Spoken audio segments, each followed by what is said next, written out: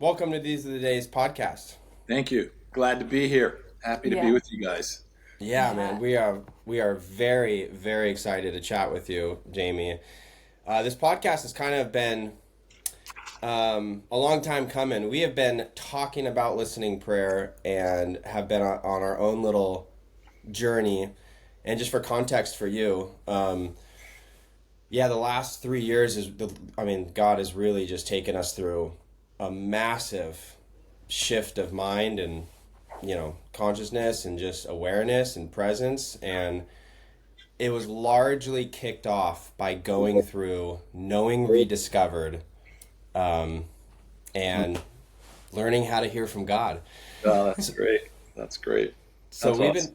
been, So we yeah, have a personal agenda for having you on, but we also, but our listeners are also very excited. They may not know who you are necessarily, but we've been talking about listening prayer. We've been talking about, your famous question and all of that for the past 3 months of our podcast. So people are very eager to hear more about this and dive into just listening prayer and a lot of what you have to share. So we're super excited for you to do that since you're the expert. Yeah, that's great. We spent most of our career trying to stay under the radar. That was our, I Sorry. always ask when I'm training young people, do you know who the most famous covert agent is in the world? And they're like, no. And I said, that's why they're the most famous one, because nobody, yeah, there's yeah, some places where you want to be known. There's a lot of places where you don't want to be known. yeah. So yeah, there's value to both for sure. Yeah, so can you give us a little bit of your background, your background pre doing what you do now, and then also just what you're doing with your ministry? Yeah, so I grew up in Washington, D.C., and eighth grade, for age 14, I was impacted in the theater by a movie I saw about a New York City police officer. And it was so moving to me that I actually went forward in the movie theater at the end of the movie crying. I didn't know why exactly, because I didn't think that God could be inside of a movie theater. Honestly, that's how I was Yeah. raised, So I was having this very deep emotional experience that I knew was deeper than me anyway. So I went forward because in our church culture, that's what you do when you feel like something important is happening. I Yeah, went yeah. forward to the movie theater crying, eighth grade, and I just stood there on the little stage in the theater, and I just said, whatever that is, that I'm going to be that police officer that I just watched. And so from 14 till I was 23 going into the police academy, I never wavered from that. That was probably my first experience of identity. Like, it was so powerful. And Oh, yeah. the police officer vocation was, more of a metaphor, because I didn't know that at the time, of course. But and so when I was ninth grade, 10th grade, 11th grade, all the way through university, I didn't get into trouble. I just studied because I knew I was going to be on a polygraph when I was Hmm. 23. And Yeah. so my friends, started to veer off into criminality, and I wouldn't do it, not because I was spiritual, but because I had such a deep sense of calling. It's great. The younger you are, that you understand who you are.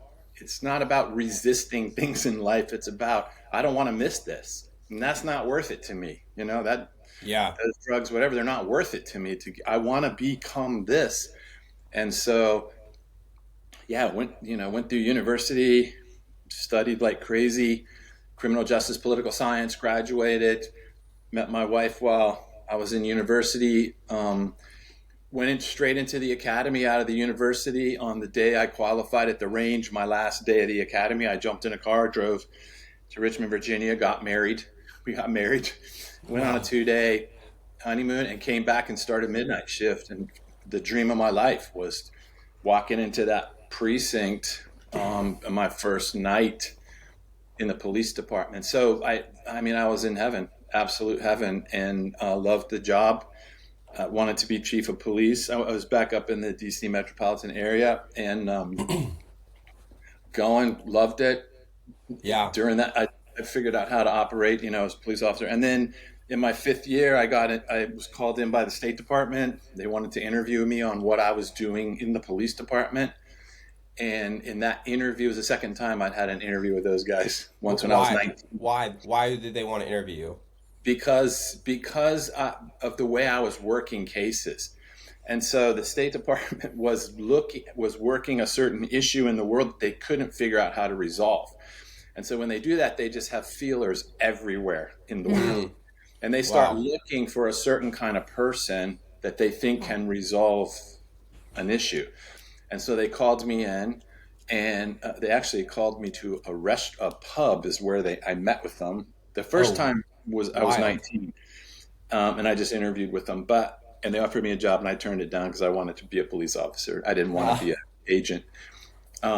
And so that's how strong. It's funny. That's how strong my. That's so interesting, because I would think agents just higher up on the scale, but the recruiter, she said to me, my background investigator for the agency, she said, I mean, I was 19 and I had gone through all their testing and everything, and she said, we're offering you this position when you turn 21. And I said, I don't want that job. I want to be a local police officer. And she said, I don't think you understand and I said to her, the thing is, I mean, I love that I turned them down, because in my mind, I was a believer, and I knew back then, I kind of lost track of it, but I knew back then I didn't operate like this is a once in a lifetime offer. I didn't think that way. I thought, wow, if you're asking me when I'm 19, you'll still be around when I'm 29. And they were. Only when I was 29, I was way smarter in what I was doing, had learned a lot. And so when they were interviewing me at age 29, they had all that background stuff on me, but they said, we want to know how you're working these cases, because you're doing things that no police academy trains. Like, where did you learn how to do what you're doing? And can you articulate it? And so I told him, I said, you're not going to like my process. And the official said, we don't care what your process is. We're looking at the result. It's another good lesson. Wow. And I said, well, and so he had all my cases for 5 years that I had worked. And he was reading through them while we were sitting in this pub with the contact guy between us, the guy that brought me in. And I just said, well, in that situation, the first one he pulled out was this gang drug situation in the neighborhood. And he said, how did you get this drug activity to stop or decrease significantly? And I said, well, I went and found the leader of the group, and I invited him to come stay the weekend at our house.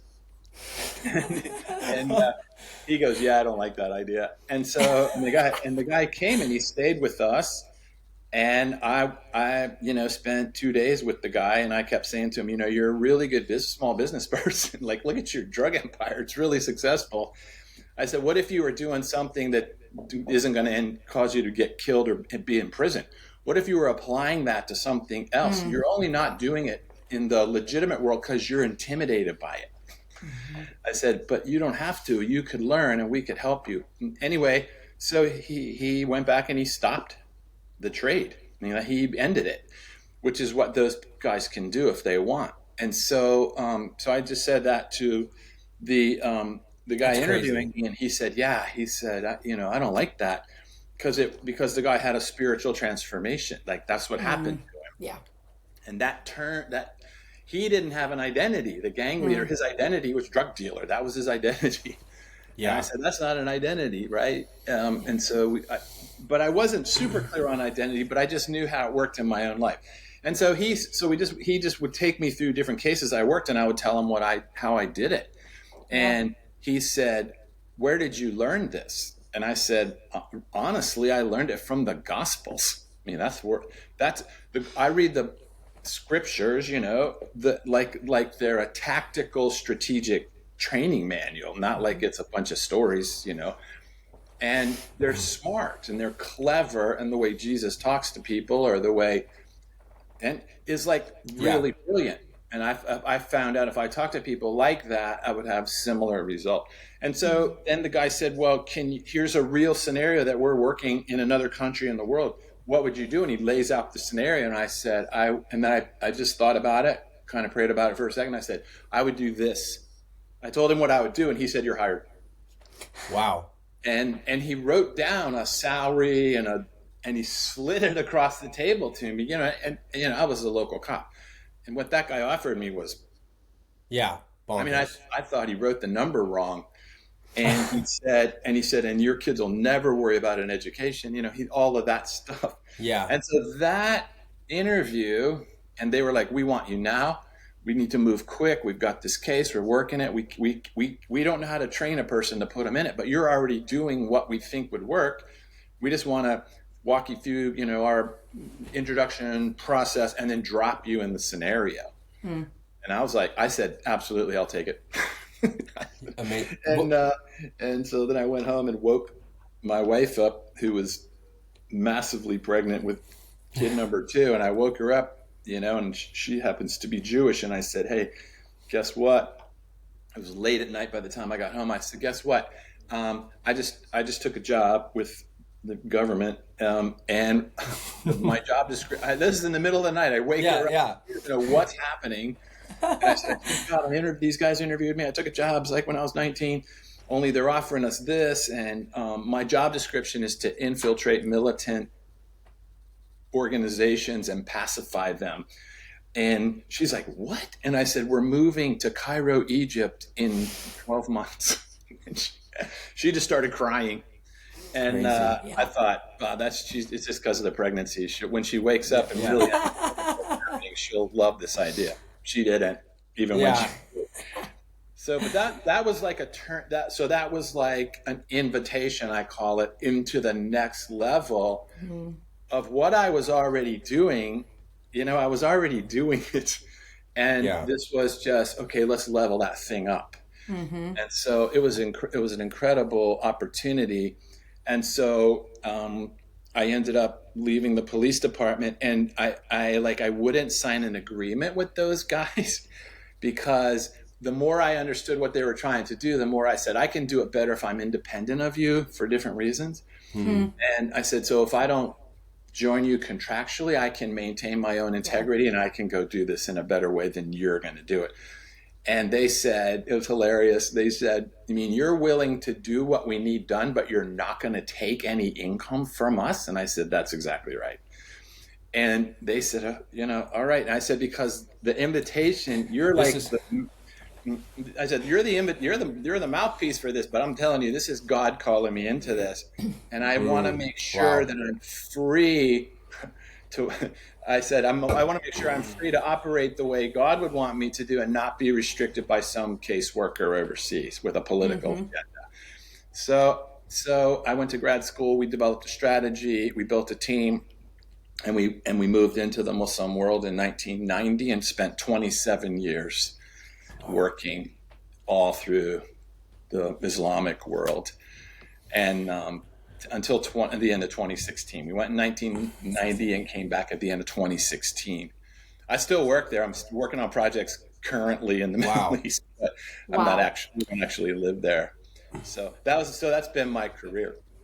Yeah, wow. So that's really, really interesting. I didn't know you were still actively engaging with that.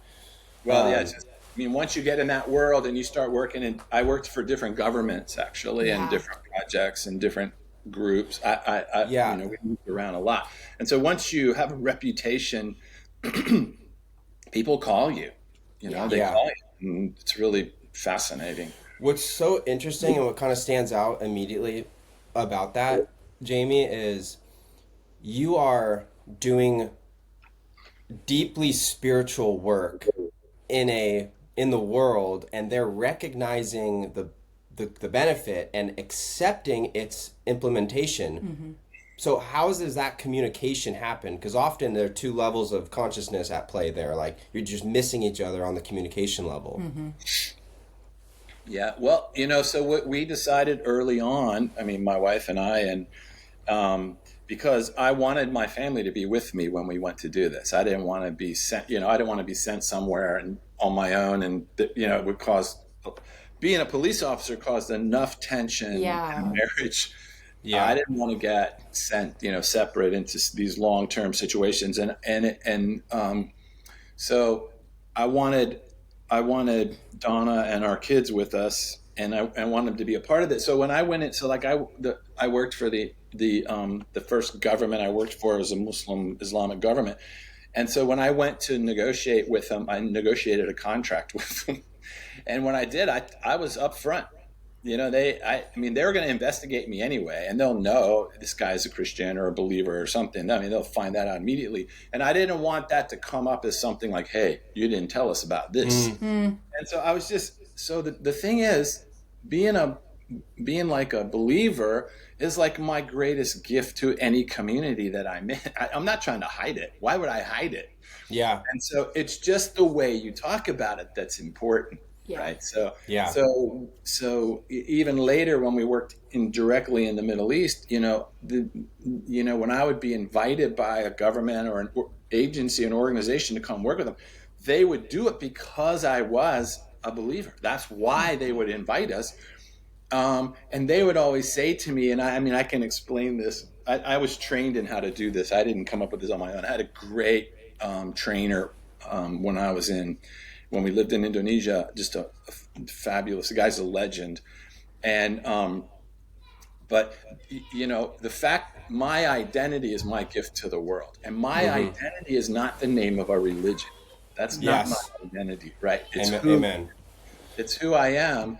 And so the guy that was training me, our first 5 years were brutal. I got arrested and put on trial. It was 10 years in prison in the country we're in for the mistake I made when I was talking. And so I had to learn the hard way, like, that's not the way to say this to this people. Like, what you're saying is offensive and it's causing actually more friction than any kind of help.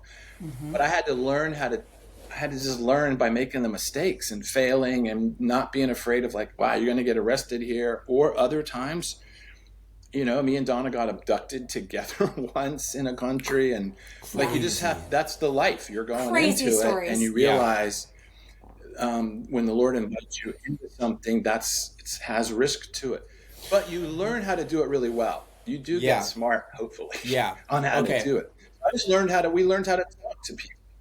Yeah. Let's back up just for a second, because I want to make sure that we cover clearly the brass tacks of identity, why it matters, and then listening prayer as it's been called. So backing up just for a second, I want to hear you. I want to hear you bridge the gap between Jamie Winship walking into a theater, getting your own, grabbing onto an identity, versus how did you make that transition to what God called you? Yeah. Where did that happen? Great question. Yeah. So in the theater, and I love this because this is why we do this with middle school kids all the time. This is why I love that age, that middle school age in public school or wherever, walking them through identity, because the earlier they get a hold of it, it just makes life so much easier for them. But so in the movie theater, I knew that the person I was watching in the movie, what was standing out in that person was their incredible integrity. So this person was a real life police officer. He was in a completely corrupt department, and he didn't try and turn anybody in. He just kept saying to him, I'm not going to participate in this. I'm just not going to participate. That was his only goal. Like, I'm not going to take any money. I'm not going to, doctor the arrest. And he got crushed by the department for not participating. And so then but he still wouldn't do it. He still wouldn't participate. And I was just watching this character going, that person, he's in the police department. He's committed to the police department, but he's not of it. He doesn't get his identity from it. Like, he won't sacrifice himself to be part of the blue gang. I just loved it. And the guy was cool, and he loved opera music and all this interesting stuff. And so when I left, I was like, I'm going to be that guy. I'm going to be that guy. And that was the picture in my mind, a person of integrity. They're serving and protecting the community. They're smart, that kind of thing. Right? Yeah. Drugs and all that stuff in my life. Went through the whole police department and that, and I really understood that my identity didn't come from my vocation. I got that. Because things I would try in the police department, I knew I could lose my job. Yeah. I knew it. And so as soon as your job protection becomes more important than your identity, you're done. You're out. You're just going to be one of the guys. And so I would be in these processes where the academy didn't train you how to handle something, or it didn't work. And so I would be in them. Once I did my first year of probation and all that stuff, and I got on my own, I was like, okay, God, there's got to be a better way to do this.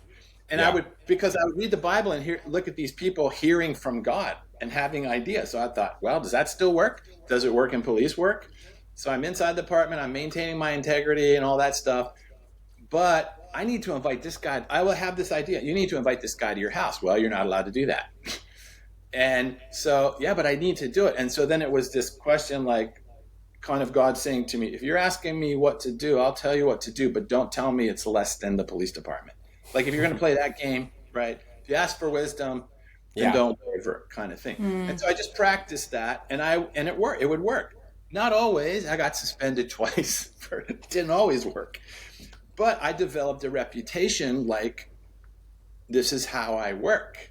And I was officer of the year, and I got promoted and all that stuff. So I had a good sense of what it means to hear from God. What does it mean? How does it work in real life on Monday? Like, not super spiritual in a room somewhere, but like, I'm in a fight. I'm in a domestic dispute. I'm working a kidnapping. Like, God, what do you want me to know? That I just don't know already. And what do you want me to do? Those are my two big questions. I learned those from Scripture, those questions. And then when I got overseas, which was a much higher level situation, I knew a guy that was really good at working in the Islamic world, and I went and found him, and I asked him to train me, and he said no, and I had to ask him 4 times before he'd finally agree to train me. And he was watching me one day working in a scenario, and he pulled me out and he said, "You don't know who you are, do you?" And I said, "Yes, I do. I know who I am." And he goes, "No, you don't." And I said, "How do you know I don't know?" And he said, "Because you're imitating me." He said, "I'm already here. We don't need me. I'm already here." That's said, good. He said, we don't know what to do with you because we don't know who you are. And the only person that can tell us who you are is you. And you clearly don't know who you are. So we're going to teach you identity. We're going to send you to this guy on our team that works in identity. So they sent me. This is all in a Muslim country. It's crazy. Wow. This is where I learned it. And so he sends me to this other guy, and the other guy is a believer. And he said, he just walks me through this 40-minute exercise, and I'm crying my eyes out. And I just felt like God was saying to me, you love me, and you love me, but you love more what you know about me than me. Right? And he said, I want you to know me. And if you don't know me, you're never going to know who you are. And so then I just prayed, and I said, who do you say I am? Yeah. Who do you say I am? And just the word in my mind just came like, you're a warrior. That's who you are. You're a warrior. And it was so moving. It just answered a lot of insecurities in my life. And my field is super competitive, and there's constant conflict, and failure is like dangerous. And so the Lord saying, you're my warrior. You're my warrior. Don't question your courage and all that stuff. And so that began a journey. And so when as I began to walk in that, then I realized, oh my gosh, this is just the very beginning of an identity. Like identity is an eternal journey discovering what God did when God made me. Like, so I was, 38 when that happened. I'm 64 now. I'm astounded at what God did when he made me. I really am. And and it makes me love God so deeply. It's like, wow. And the more I walk with him, the deeper I understand myself. But more than that, I love what he did when he made my neighbor and when he made my Muslim friends. And that's what made me love them. Right? So then you're at the great commandment. Love God, love your neighbor in the same way you love and understand yourself accurately.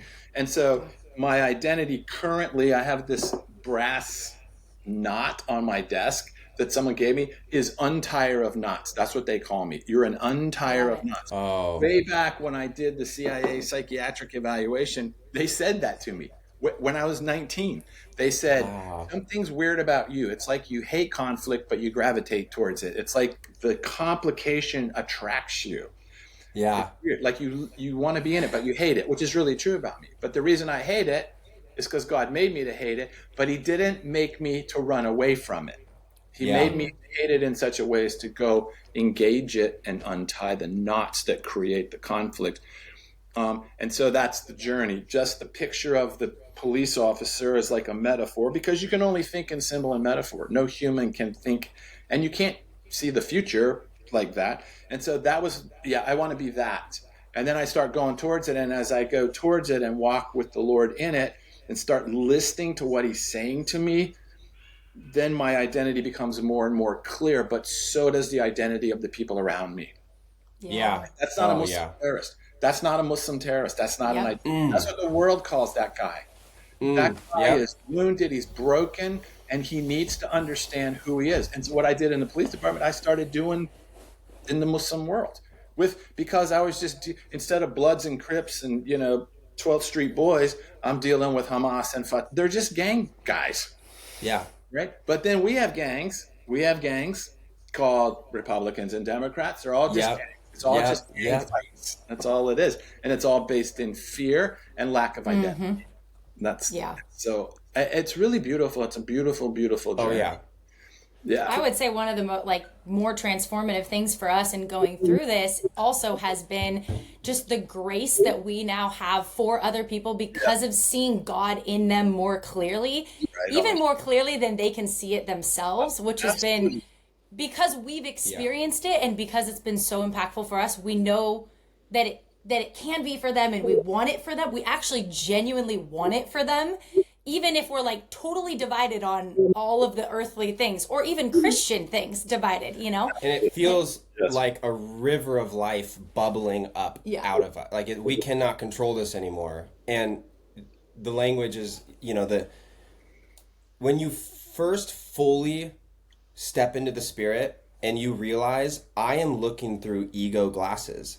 And not only am I looking through my filter, they have their filter. And where we meet through our filters is typically conflict. Oh boy, yeah. But if we can be two souls seeing each other as the fingerprints of God, it just changes the world. That's right. I want to rewind just a second, because you for someone that still maybe hasn't clicked why identity is so foundational, and we're going to get to the listening prayer, which would be, I would say, more of a tool being used by a vessel who knows their identity, so identity being foundational. You mentioned fear being the great erosion of it, or I would say blinder for it. Convince someone why identity matters. And even I heard you a while ago about the two worldviews, whatever you want to say or use to convince someone why identity is foundational. So I'll just give it. The only way I know how to talk about this is by real life examples, because it's not theory. It's how to work in real life. Yes. Right? That's why we love listening to you talk. The stories. And I do this every day with people. It's so fascinating, and I do a lot with warring, conflicting parties. Is where we work, and so I was called into a situation. A government situation, and the people in the room wouldn't even talk to each other. I mean, they wouldn't even talk to each other. And so my invitation is, one person who has the authority to bring me in calls me and says, "Hey, here's the scenario. I want to bring you into this situation. Who's going to be in the room. There's 13 people. None of them like each other. They're all some of them won't even talk to each other. They're only going to come in the room because I'm going to force them to come in the room. You have 90 minutes with them. I can keep them in there 90 minutes. What can you do?" And so, of course, it's not what can I do. It's what can God do. And if you watch Jesus talk to people that don't even, have no reason to talk with him, he doesn't need 90 minutes to talk to somebody. He's pretty boom, right? And then So when I go in that room, here's two things I know about every human anywhere on the planet. Number one, they're operating in a separation worldview. That's what they've been trained in their whole life. It doesn't matter if they're a Muslim, Christian, evangelical, atheist. It doesn't matter. The worldview that dominates our world is separation worldview. And it's built in scarcity. There's not enough. There's not enough time. There's not enough love. There's not enough land. There's not enough jobs. That's how everybody thinks. Very unusual to find a person that doesn't operate in that worldview. Yeah. And since there's not enough, we got to compete for position, for power, for land, for money, for jobs. All of it is a constant fight. And because of that scarcity model that we're in, everyone's operating with a lot of fear, right? Yeah. So fear is because of the conflict that you're in. It's an internal conflict, and the fear and the separation worldview create false identity in humans. It just, all it can create is a false identity, and the false identity is really at the bottom. And you're not enough as well. There's not enough of anything. Oh, and by the way, you're not even enough. Yeah. Kids across the world, young, realize we're not enough. We're not enough. And they're in measurement systems that constantly are ranking them, right? It's funny, in the US, even they measure, they'll say your kid's in the 85th percentile physically. Even that, and then you start worrying, oh no, they're in the 50th percentile. Their head size, oh no. Well, it's like the weirdest measure. Oh yeah. Yeah. And any system where the measurable is more important than the immeasurable, which is our whole world, is going to turn into nothing but warfare. So the immeasurable, love, joy, peace, patience, unimportant. Measurables, what's my return on investment? All of that's more important than anything else.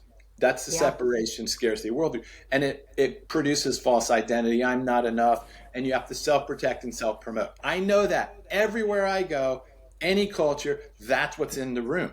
And so the shift isn't in policy or finance. The shift is in worldview and then identity. And that shift can happen really quickly. And so I just say to the room, I walk them through, here's what a separation worldview looks like. Do we all agree that this is what we're operating in? Everyone looks around and goes, okay, yeah. The only condition I have when I'm talking to people is just tell the truth. That's my only condition, just tell the truth. Aren't we in fact working in a separation scarcity worldview? And they're like, yes. Okay. That's reason. Yeah. Right? And so, okay, in that worldview, you're operating in a false identity. Okay, false identity is just an identity we've come up with based in trauma and failure. So can we just go around the room and can you just tell me? So we're like 15 minutes into the conversation. I just want you to say as truthfully as you can, what are you most afraid of in life right now? That's all I'm asking you. What are you most afraid of right now? And I always start. And I always say this to the group. My biggest fear is that I'm a disappointment and that I'm going to be a disappointment to the person that brought me into this group, and this is going to be a disaster, and I'm going to be ashamed of myself. That's my fear. Go. And then the person next to me in that situation said, I feel like I'm a disappointment to the group that I represent. And I said, what? Make an I am statement about that. And she said, I'm a failure. Thank you very much. Next. All the way around the room, there was a chief of police in the room, and he said, I just feel like I'm failing the community of the city. And I'm like, okay, so make an identity. I'm a failure. Thank you very much. All the way around the room, the mayor, newly elected mayor, she says, now the room, because the room is truth telling like this is when people start telling the truth, the shift things start to change. There's a shift because nobody tells the truth. It's not that they're lying. They don't know what the truth is. And so she says, she starts to cry and she said, I just feel like I'm unworthy for my role. And oh my gosh.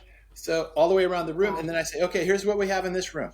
We have a room full of people living in a separation worldview whose identity is failure, except mine. Mine's disappointment. I'm a disappointment. All the rest of us are failures. Tell me, what problem are we going to solve together? We'll never solve anything together. It's impossible. And I said, but if you knew who you really were and the worldview that's true, we could solve every problem. And so I said, can I walk you all from the false into the true? Can we do that process together? Does anyone have a problem? And they're like, I guess not. And I said, because so far, what you're doing so far is not working. So let's try something different. And they said, okay. And I said, is it okay? Can I use the word God? Is everyone okay with the word God? And they were like, yeah, it's okay. Yeah. And so I just walked them through giving the false identity to God and imagining in their mind what it looked like and then what he did with it. And then I would say, like, this is what I saw in my mind. What did you see? And they would all say, wow, like God took it, like God burned it. It was, and then the room starts getting excited, like, wow, like I could kind of visualize that. Yeah. Okay, good. Oh, it's so good. right? So now we call it getting empty. So now you're empty. Okay, now let's go around and ask God what he calls us. And then so what he called me, and then what does he call her? And they go, and the mayor was the most fascinating. She said, he said, I'm worthy. Right? He said, I'm worthy. And the guy that would never talk to the mayor, he jumps up because God called him the friend of the room.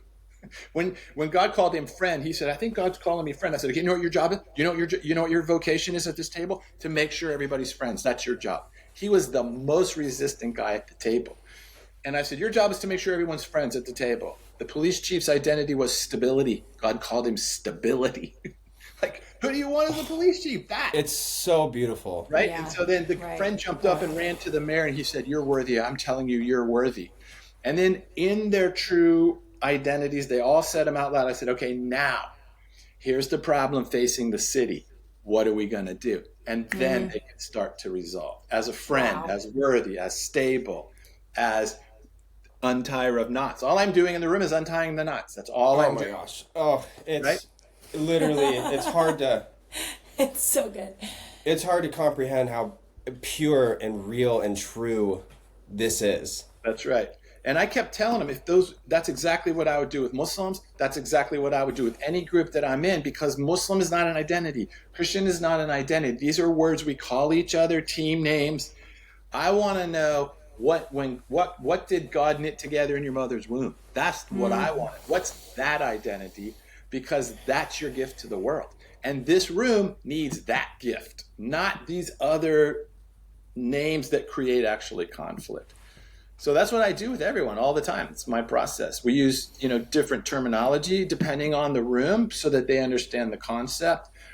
But that's all we're doing is we're looking for what is true, and we want to experience what's true, because to know and experience truth is what sets humans free. Absolutely. Jesus said it. That's all you're doing is walking them into that truth. I also think like a key distinction for how you set that all up is getting people to be honest. And you even said, like, I want to go into this with integrity. Like, that is the highest, that is most important to me. And so to get everyone else to have this level of, like, to enter into honesty, which is where then truth can be then experienced there, right? Or found there, is I think what holds a lot of people back. Like, we get a lot of questions from people, well, how did you discover your identity? How do you even hear from God? And that, you have to get really honest to even get there. And so you're now making the stage for this room to be able to experience truth and to hear from God, because they're starting from a place of being really honest about their fear, or about shame that they have, or about guilt that they have, or about doubt, whatever it might be. And I feel like that is, I think what we often tell people, like when they're asking us that, is like, well, you have to be really honest with yourself, really honest with God, and typically really honest with a group of people that's going to do this with you, because we didn't do this by ourselves. Like, we had friends guide us through knowing Rediscovered, and we did it in community. And I think there's a communal aspect of that that's like so important, which is all of your stories, right? Right. No, so yeah. Absolutely. Yeah. Community is so important, because God has never been some solitary brooding guy. God's always been in community. God loves community. And so we need community. Humans were made for community. And just as you're saying, what scares people, I think, is when they think if you're going to be honest, that you're going to have to reveal every sin you've ever committed. But that's not honesty. That's not even the right thing to do. It's to tell the truth about what you're afraid of. That leads you into pornography and all this other stuff. We don't want to hear about all that. I want to hear what is the fear deep inside of you that this is a coping mechanism for? But people get too hung up in all the coping mechanisms, and we're going to try and stop you from doing all these things. Real quick, I was in a men's group recently, and I was new into the group, and it was the first night they were meeting. There's about 8 of us, and the leader said, we want to be really authentic in this group, which to me is a dangerous way to start a group because no one knows what that means. Authentic, what does that mean? And so then the leader starts and says, I've been divorced and I struggle with alcohol. And I'm like, oh no, don't start like that. Because then the next guy, what's he going to say? Mm-hmm. And he says, well, I struggle with pornography. And so it gets all the way around to me. I said, listen, I've been happily married for 40 years. Like, I don't look at pornography. And I said, but here's what bothers me about this group. Jesus would never introduce any of you the way you just introduced yourselves. Yeah. He would never. You're introducing yourself the way the enemy would introduce yourself. So I said, let's go again, and let's how do you think Jesus would introduce you to the group? He would not list your sin. He wouldn't. That's not authenticity. Those are coping mechanisms. How would Jesus introduce you? How does when the prostitute comes in the room to wash his feet and the whole room identifies her as a prostitute and she identifies herself as a prostitute, he calls her daughter. Yeah. Because he didn't make a prostitute in her mother's womb. That's not what he made. And so let's introduce ourselves, however flawed. Let's try and introduce ourselves the way God intended us to be, and let's figure out why we're not that. Yeah. Instead of spending a lot of time with the false identity and giving it place in our group. Yeah. Let's get rid of that. And Lord, why am I not walking out the truth of who I am? Because I don't trust you. Because I don't trust myself. Because I don't trust others. Okay, now we can do something. Now we can grow. Right? Does that make sense? Yeah. I think, okay, I have a question that's maybe more specific to people in our season of life. Okay, we have 3 kids. We're pregnant with our 4th kid. We have little kids, so 6 and under. And we've been talking about this with our friends a lot lately. We really want to raise our kids in a way where they can know their identity from a young age and where they can hear from God and experience God. And not just read the Bible and go to church and do these things, but what would you tell someone, in our season of life, how we can start young with this with our kids? How can we start pointing them towards their identity, and how can we start teaching them to hear from God and listen from God and really fueling that? Yeah. As parents. Yeah, I mean, that's a great question. And I think the way to think about it is when your child's little, that imagination is just beautiful, fertile ground. And what's going to happen to him in life is that imagination is going to start to get trampled, and it's going to start to be like the only thing the imagination is for is imagining failure or horrible situations. It gets hijacked. So the imagination is the human capacity to see the unseen true. That's what it's for. No innovation happens without imagination. No innovation happens ever in humanity without contemplation first. What we're teaching our kids is how to manage that imagination, to use it, to fuel it, all that creativity. And then what you're going to watch for is negative emotion. So the negative emotion, when it's positive emotion, it's like, yeah, oh my goodness, just use it. Let them work that imagination and ask them questions about how they see things and how they understand things, and see if you can watch that identity that's already there. You're not creating an identity. You're identifying their identity and then encouraging them in that identity. Raise a child up in the way they're already bent, and they will not depart from it. Don't try and bend them a certain way. Yeah. Figure out, wow, what is this little beautiful identity? So when negative emotion comes up, you want to teach them how to use negative emotion to their advantage, because negative emotion is beautiful and powerful, and Satan doesn't give negative emotion. God gave us emotions. God gave us the emotions. And so when they have a negative emotion, for example, when one kid takes another kid's toy, they cry. So if you just think, okay, as a human, when I have a toy and someone takes my toy, why am I crying? Because the toy gives me identity. That's why. And so I see it as a part of myself. And so when they take it, I feel like I'm losing a part of my identity. So you want to help them. You don't get your identity from toys. But guess what? I work with 60-year-olds that get their identity from toys. I mean, if you touch it, they cry. Cars, don't touch my car. That's right. And so then why is the other kid taking the toy? Because he thinks he lacks something in his personhood without that toy. See, that's how early they're understanding. Yeah. You don't get your identity from what you have. You don't get your, or what you do or what people think about you. Those aren't for identity. But the world's going to keep telling them that you get your identity. Oh, you got an A. And they'll name them. You're a great student. That's not an identity, right? So the blessings of men and the cursings of men both can destroy a kid. Yeah. Right. So when they have negative emotion, you want to help them. Okay, tell me what you're sad about. Like, why are you angry right now? Like, why are you angry? Help them learn how to navigate that emotion, because it's hugely valuable in the future. Why am I afraid? Why if God says move to, work Hamas, why am I afraid to go? Why does that scare me? Because I think God can't go there. That's why God can't protect me outside of the U.S. These are all things I learned young, that God's a local God. He can only work really well in certain places, and other places he can't work. That dominates Christians' thinking, And so we learn these things young. So you're just watching them as they're developing a worldview.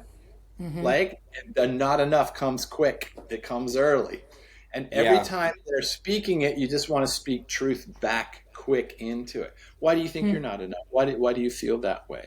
And then always asking them, let's ask God what God says about you, right? Yeah. Or let's ask Jesus, because that's the one you can see, the image of Christ is, let's ask Jesus what he says about this, or what does he think about you? And even when they're happy, like when you're putting them to bed, we did this game. Donna does it with our grandkids all the time. It's like, what do you think Jesus thinks about you before you go to sleep? Let's ask him what he thinks about you. So you're constantly giving them a process to understand their own identity and get their identity from God and not from the world. So it's low key, it's low key. It's not stressed out. It's just because they say hilarious things when you're asking them these kinds of questions. And some of them are you're like, okay, all right, we'll try that again. We'll try that again later. But they have that process built into them. It's really beautiful as they grow. Love that.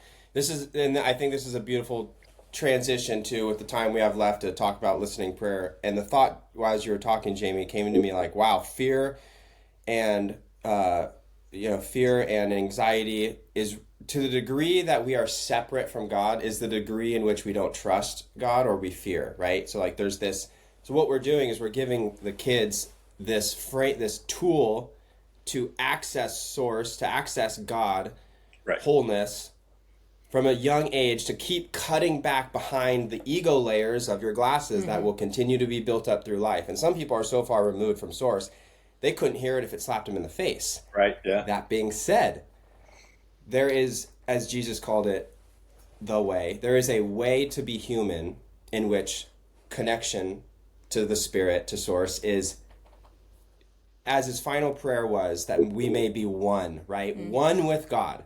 Yeah.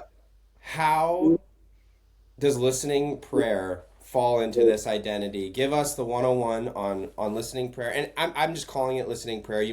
There might be other terms for it or whatever. Really, it's communication with God. That's right. But give us the 101 on listening prayer. You could kick off with a story. I know the kidnapping story is a favorite of everyone's. Go for it.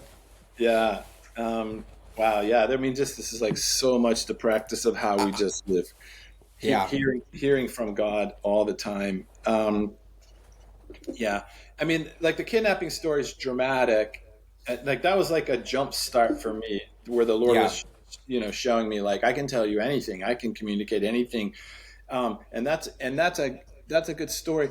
But like the day-to-day of hearing God is so beautiful, because what it does is, so the exercise, I mean, you watch Jesus do this with the disciples all the time. So what you're doing is moving from the reptilian brain, where most of us just live our whole life, right? And all of our thinking is just memory. Yeah. All thinking is just memory. And so when Jesus says, look at that field over there, do you see that bird up there? He's moving them to the prefrontal cortex, where creativity happens in the human. And it's nonviolent. The prefrontal cortex is completely nonviolent. Reptilian brain is quite violent. Fight and or so flight. You're shifting your thinking from the reptilian brain up through the singular cortex into the prefrontal cortex, where creativity occurs. So when you're in any situation So the definition of faith is the substance of you things you hope for, the evidence of things not yet seen. To see things not yet seen, you have to move to the prefrontal cortex. So it's just so beautiful when you're watching Jesus go, let's move out of fear into creativity. That's what he's doing with them. That's why he story tells. So they're always like imagining. Once there was a farmer that planted a vineyard, they're like, boop, up to the front of the frame. And then they can hear with their fists down, right? And that's what hearing from God is. And so the practice is when I'm in a situation like the one with the kidnapping, like where this situation, it's like so fearful and hopeless. And so you're way back down in the reptilian brain. It's just like, man, we don't even know what to do. Like, there's nothing we can do. This kid's gone. We're not going to find him. It's too late. But then it's like, well, what if we could? Up to the prefrontal cortex. What if we could? Like that. And then here comes hope. Hope comes. Faith is the substance of the things you hope for. What do you hope for? So if I just ask a person, just tell me anything that you hope for, to do that, they have to move out of the fear into the hope. Okay, tell me what that looks like. Now they're enacting faith. You don't have to do a big talk on. You got to live, and without even knowing it, right? Because and then science. I mean, that's right. And faith. It says faith is the substance of things hoped for, the evidence of things not yet seen. And without it, it's impossible to please God. So it means like unless you're up here in the prefrontal cortex dreaming and visioning the future the way God sees it, you can't please him because you'll be in this reptilian mind just doing what everyone else does in every situation, which is self-protect, self-promote, right? And so like with a separation worldview. Exactly right. And so even like the other, like I was going to speak in a place and I was going to tell this story, and then I felt like, no, don't. I just asked the Lord, like, should I tell this story? And then I just felt like the Lord said, no, I don't want you to tell that story. But it was really in my mind. So I was a little confused. And then I asked Donna, like, I'm going to talk about this. Should I talk about this in this public thing? And she said, no, I wouldn't do it either. And but I like held this story and I knew the Lord wanted me to tell it. Like I know his voice. But he didn't want me to tell it there. So like, okay, that's all over. Get back home. I go over to the gym. I'm in the gym and I see this guy come in with what turned out to be his wife, this kind of hardcore tatted up guy, looks like a gang guy. And the Lord goes, tell him the story. Go tell that guy the story. And I'm like, oh my gosh. First of all, we're working out. You don't interrupt the person working out. I don't know who that girl is with him. Like, I don't want to interrupt him with this weird story about this project we were working and a struggle with alcohol. Just like, but I can't bear it. Like it's so deep in me. So I just go up to the guy. I go, hey, listen, sorry to bother you. Listen, I got this thing I want to tell you if it's okay with you. And he just stares at me like, he got his cap down real low. He just stares at me. You're like, bro. Yeah, like, and his wife just moves away. It was his wife. She moves away from me. And so I started telling him the story about working in the Middle East and how we worked this deal and we worked it for 3 years and it was amazing. And all of a sudden it just started to unravel and I started drinking and I got in a lot of trouble and we got arrested and kicked out of the country and 3 years down the drain and I had to go to rehab. I started telling him this whole story and his wife comes back over and she goes, what are you talking about? And I explained the whole story to him and I said, and he just stares at me the whole time. And then I said, I don't know. I just wanted to tell you that story. Like, okay, thank you very much. And I just walk away. Yeah. I walk away and I'm in the locker room and he comes in and he walks up to me and he goes, why'd you tell me that story? And I said, I felt like God wanted you to hear it. He said, I've been sober for 7 days. He goes, and I'm really having a hard time with my wife too. And he said, you don't know what that did to me, that whole story about all of it, the rehab and the failure and how God brought you back. And he said, I just want you to know how much that meant to me that you did that. So like finding a kidnapped kid in a trunk. No, that's a great. God, right, is the same level of. Same thing. It's the exact same thing. As listening to him say, go tell that guy that story. 100%. And that's just, you want to just live in the life where you're constantly just asking God questions and learning to hear his voice in all the different ways that he communicates with each one of us. And then teaching your kids how to do that, kind of thing. I think it's amazing, like that God sometimes gives us, we get to see the fruit, like what you're talking about. You see the result, why this was burning in your heart so much, and then you get to like have that payoff moment. But the more we practice this, the more in our life we don't get to see those things. Like, Right. think about all of the things that are happening where we're listening to the Holy Spirit. And sometimes I think this is where people get defeated and they don't practice it or they don't act it out because they're attached to the results. And like we talk about this with our friends a lot, like you cannot be attached to the results. You just do in obedience what God tells you to do. And maybe that guy, he was sober. The reality was he was sober for 7 days, but maybe he didn't tell you that. Maybe you but he went home and had this conversation with his wife. There was a whole, he needed to have that moment with his wife instead of this moment with you, or who knows, and he like needs how to do God the is same gonna thing work. the next day, Right. with or without. Yeah. Right. It's crazy that like it's amazing that he gives us glimpses to see it sometimes, but then also we have to trust that we don't always get to see it. Yeah. Right. You know, and how many times in your life and the radical stories you've been like that you don't even know, you know? Someday you'll get to know like double the stories that you've lived now. Like they're just gonna manifest tenfold because you haven't even seen half the work you've done, you know? Right. That's such a good word. You're really right, because if you're doing it to see the result, then you're in a false identity. That's the ego. Yeah. It just shuts the whole thing down. And like I've never been able to thank the lady that led me to Jesus. I've never ever seen her ever again. And so I think about her all the time, how selfless she was and how much time she spent with me. And I just cussed her out every day. And she doesn't know, you know, as far as I know, she has no idea. And I was 17, what she did. And I think about her a lot. She's selfless. And so I just think one day when we're all in heaven together and they call her, God calls her name, all the Muslims that are going to stand up that have come to faith because of her, that she has no idea the impact she has had in the Muslim world because she was so faithful, talking to this arrogant, obnoxious 17-year-old. I want to know that story next time. Yeah. That's amazing. Like what she did to get you to bend and, you know. Yeah. It was amazing. Yeah. Were you asking me to tell you that right now? No. I said next time, so I'm implying. I thought so. Yeah. Way back story. Yeah. Yeah, totally. Well, we have so much more we would like to unpack, and this has been a phenomenal journey for us, and it's such a privilege to have you on to just share the stories and share your wisdom and your experience, I would say, just in talking to God. And this is what it's all, this is the source, the communication we need to change the world. And we can't hear. We've lost our ability to hear God. We don't even know what he sounds like. Right. And I just want people to know that like he does talk, and you're just not able to hear it, or you're not listening. And so there are tools to do that. And identity is a foundation. And then from there, like listening and hearing. And so, Jamie, what you're doing, I think, is the greatest remembering in the human race. That's a great word. That's a great word, because the enemy dismembers things and God remembers, right? Exactly. That's a beautiful word. Thank you. Yeah. Yeah.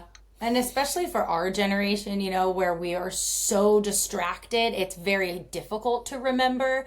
And it's obviously even harder to hear from God because there's just all these things constantly pulling at our attention, and devices and technology being, you know, one of the main culprits to that. But creating that time and space to be able to practice hearing from God is something that has been really transformative for us over the past couple of years. And so that's why we brought you on the podcast. That's why we've shared a lot about listening prayer and diving deeper into learning our identities. And even we had Jeremy and I, as we were kind of, we each have a couple identities, but there was one time I was on a run and I was thinking, I feel like God was really giving me this word, and I thought it was for me, but then I came back and I started talking to Jeremy about it.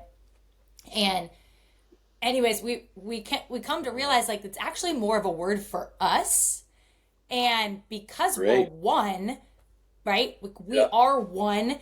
Wouldn't God give an identity to our marriage too? Like, you know, who are we to say that that isn't a thing?